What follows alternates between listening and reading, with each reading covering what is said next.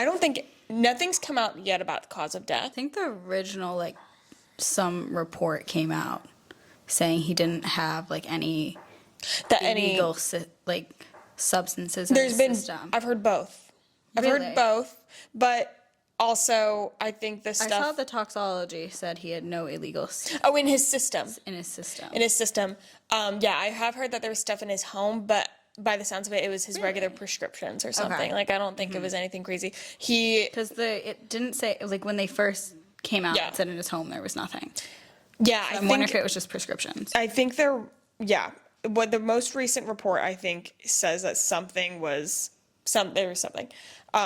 And he died in his hot tub. His assistant found him. He played pickleball this morning. I was reading something that pickleball was a part of his, like, sobriety journey. This is the absolute most affected I've been by a celebrity death. 100%.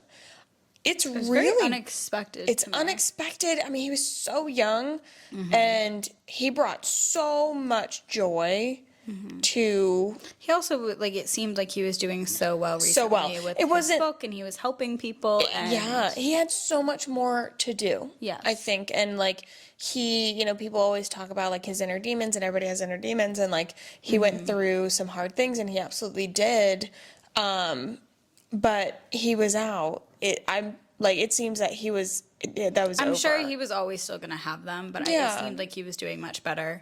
And, like, he had found a new meaning to, like, his life in the form of helping people. Yeah, yeah, and I mean, I haven't watched Friends since it happened. I haven't either. I think he loved making people laugh, but I think recently he's just, like, helping people. Yeah. Well, I was watching something a while ago. I don't know if it was the Friends reunion or what it was, that he had like almost like an addiction to making people laugh, and he would have like insane anxiety if the audience didn't laugh. Like if they did a joke, like he would immediately rewrite it, or like if they were on Friends, like he was fed. I think he talked about that in the reunion. I think it was the reunion, and yeah, it seemed like something that was definitely an unhealthy relationship with that, which that I think goes into like anxieties and other things. I'm sure that had to do with his substance abuse and stuff like that. But I don't think he realized how much his character helped people. I don't think so either. Because I've seen things where he said he was like, I don't want to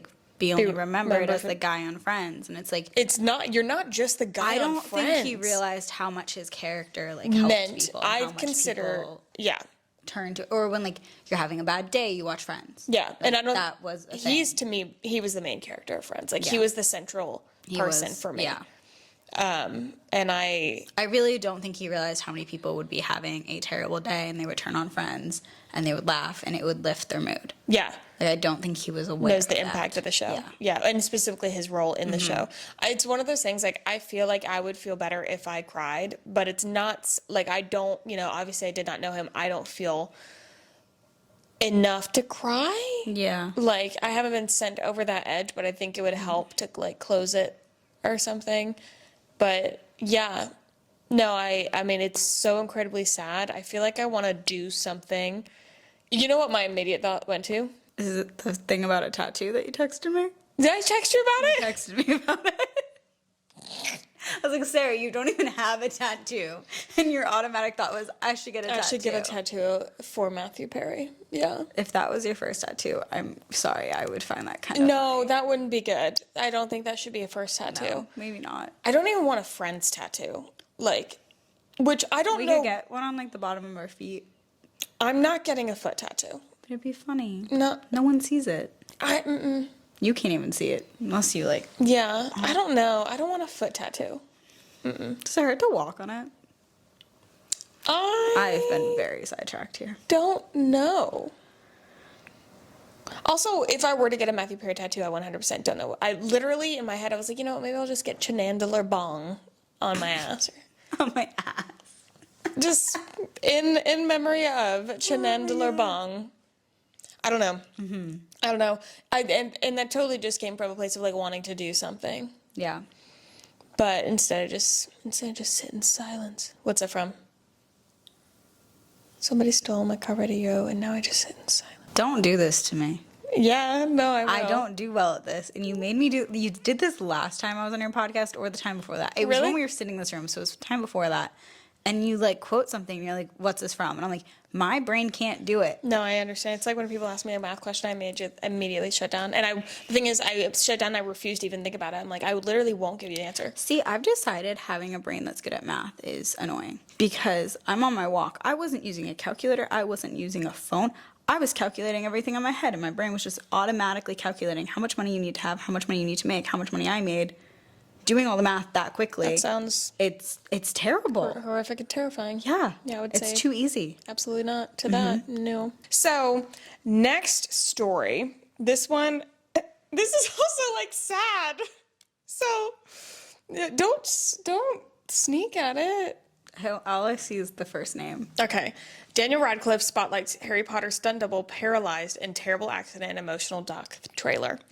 I did not know this. I had heard about this. I had not heard about this. So this is from People magazine. Daniel Radcliffe is sharing the story of the man who helped him fly as Harry Potter. On Wednesday, HBO debuted the trailer of the documentary David Holmes, The Boy Who Lived. Also, amazing title about David Holmes, Radcliffe's stunt person from the Harry Potter films. What? I'm sorry. Yeah, what was your eyes doing there? That title. The Boy Who Lived. What? It's so cheesy. It's cheesy, but I think it's really, really good. Holmes was a teen gymnast when he began working in stunts on the Harry Potter movies and met Radcliffe, now 34, as a child. He worked at... Whoa. Daniel Radcliffe is 34? Yeah. Dude, you're 26. Shut up. Okay. He worked on each of the eight Harry Potter movies, but an on-set accident while making 2010's Deathly Hallows Part 1 left Holmes paralyzed. Imagine. Wow, he almost made it all the way through. Yeah. It sounds terrible. I know what you meant, but it sounded so bad. This terrible thing happened to Dave, but I don't want to talk about his life. Wait, sorry. This is a quote from Radcliffe. This terrible thing happened to Dave, but I don't want to talk as if his life is a tragedy, Radcliffe says in the trailer. The way his life has affected the lives of people around him means that it is the furthest thing from that imaginable. Holmes calls being Radcliffe's lead stunt double the best job in the world during the trailer, and Radcliffe adds that Holmes seemed like a cool older brother during the productions. So cute. I think this is a beautiful thing for Daniel Radcliffe to do, like to tell a story of somebody so near and dear. Yeah. And I had no idea that happened. I don't know how it happened. I'll have to watch the I doc. vaguely remember seeing something about that. Really? Like years ago. Dude, I could not be paralyzed. I would quit. What does that mean? I would not want to do it. I'm sure. I would lose my mind. You can't move. I'm sure. Mentally, I'm positive. I would lose it. I'm positive that there isn't somebody on Earth who says, "Yeah, no, that sounds like the life for me." I think they figure it out though. I mean, he's sit for like 2 hours. This guy's making a documentary. I think he's doing more than me. All right, that's fair. Yeah. No, but it's so. I mean, it's very, very sad, but what a beautiful. I mean, that's great of Daniel for doing that. Yeah, what a beautiful story. Cool. I'm definitely gonna watch it. I don't know where. Oh, it's HBO. Okay, I think Max is like doing the most. Yeah. HBO Max, whatever it's They're called. doing great. Does anybody know about the Akatar thing? Do we have any? You know what? No updates. Hold on, something is getting adapted. The book Did I send it to you? you posted about it, I think. Fourth Wing? No, maybe you texted me and I said I still need to read it. Is it Fourth Wing? Yeah, it's black think and gold. The book's like black and Yes, gold. Fourth Wing is getting adapted into a TV yeah. show or something. I'm You did like, say that. literally, how is that? Before getting- Akatar. Yeah, but Yeah. I think it has to do with the author. I think then, like, I Sarah J. think, Maas is saying no or something. Or I think something happened with all these strikes. True. Because so many of these companies were cutting shows they were making. Yeah. So I wonder if But I think that it'll keep going because, like, everything, I think it will Netflix be is made. doing. I don't know if it will happen with Hulu. I don't know if it'll happen with Hulu. I just saw something that Netflix is like really going behind Book Talk and trying to create a lot of book things. Reese's. What's her production company called? Reese Witherspoon, where she has a Reese's Book Club and then she idea. produces. Anyway, like books going into movies is such a thing right now. I don't know if Sarah's like just being very picky with As she should. Yes, like I think she should be very involved because I think if she's not very I involved, seriously I think don't they should do it will be. crowdfunding. I'm like, if any of this is about money, then you better put up, Yeah. like, do crowdfunding. We will, Yes. I will single-handedly fund this fucking movie. It's just, or I feel like they've TV been talking show. about it for so long. The fact that like we don't even have actors yet. Yeah. We don't even know who. No, I know, it's weird. I don't even know if the These script has projects been go, written, like, forever. It's taking a long time. No, Hollywood's so weird. This one I picked, story number 3, this one I picked because it is close to home. Usher opens up about co-parenting while raising, I like the way that they put this, while raising child with type 1 diabetes. Quote, it's very complicated. I had to read this. Okay. For those of you who do not know, Joseph is a type 1 diabetic. He has been since he was 3. When Usher and his ex-wife, Tamika Foster, found out that one of their children had type 1 diabetes years ago, it changed everything. For the moment that type 1 diabetes was a conversation, it was a reacclimation to life. The life that we knew changed, the Grammy winner says. The breeding ground of disaster is lack of communication, he says. You honestly have to find the means and the ability to have mutual parties. For him and Foster, our kid's endocrinologist is a mutual ground. So it sounds like they do not fucking get along. They don't get along. If you have to, like, If this really is try so hard for your difficult, children's yeah. endocrinologist to be a mutual ground. Yeah. What does that mean? Still, says the star, it's been a task. It is very complicated because kids, by the way, will find a way to work you against each other. Ooh. Ooh, let me read that again. That sounds like a mess. Way more not because of the diabetes, just because of them. Because kids, by the way, will find a way to work you against each other. What does that That mean? sounds like a very unhealthy family dynamic. Yeah, something's weird. But of course I had to read because, shout out to the type 1 diabetics in the world. Sounds like they would never speak if their kid did not have diabetes. Yeah. That's what it sounds Which is like, that's a whole nother thing. That's very sad. I wonder how old the child is. But especially one child? one of their children. Okay. One of their children. No, but I mean, yeah, sure, especially I think if you get diagnosed older, I think it's obviously much more of a flip because there's a whole way of life and that you're not used to, some people are on shots, some people are on the pump, like you're not used to that. I think that people on shots, in my head, it would be, but this is also coming from a family like Joseph uses a pump, so that's also what like I'm used to in terms of like care. Does he sleep with it on? Yeah, no, Joseph has it at all times. Interesting. Yeah. He doesn't shower with it because it is an electronic device. He doesn't like go swimming with it. And if you rip it off, he in fact does not die. Though some kid bullies will think differently. Oh?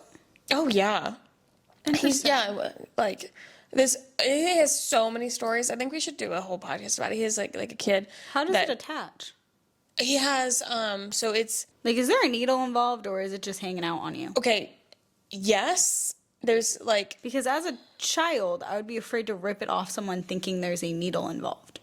I don't think a child really knew how it was attached. It was just like the robot thing on the other kid. But there's People's minds. So have you amaze seen like people who are wearing the CGMs like on their arm or something? Yeah. Mm-hmm. Yeah, and it's sticking to them. There's a needle on that. And Okay. and when you put it and a pump works the same way.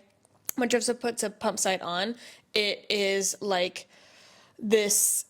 It's a circle, almost like a suction cup that like goes on his skin, and then he winds it back, and then you click, and it shoots. And it is a needle that is attached to a sticker, like perpendicular to the sticker. The needle is in him. The sticker sticks to him, and then on the back it has where you clip the tubing in. So is there just a needle in him at all times?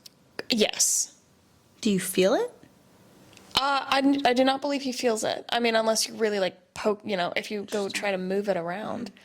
And then his pump like the tubing clips onto that sticker. It's like almost like a buckle. Yeah. Clip. And then that's how the insulin in the pump goes through the tubing and into him. And then his CGM is another needle that he wears it on his stomach as well. And that is a needle and that's constantly measuring his blood sugar. Well, because one of the girls on Dancing with the Stars, like the youngest, the new one, Riley Arnold, she has diabetes. and she does the shots. She does shots. And I I've think a always lot wondered of if older. it's because she's a dancer and like I'm she's so- doing a lot of moves. She's being grabbed. She's being spun around, and that's why she can't have like something attached to her.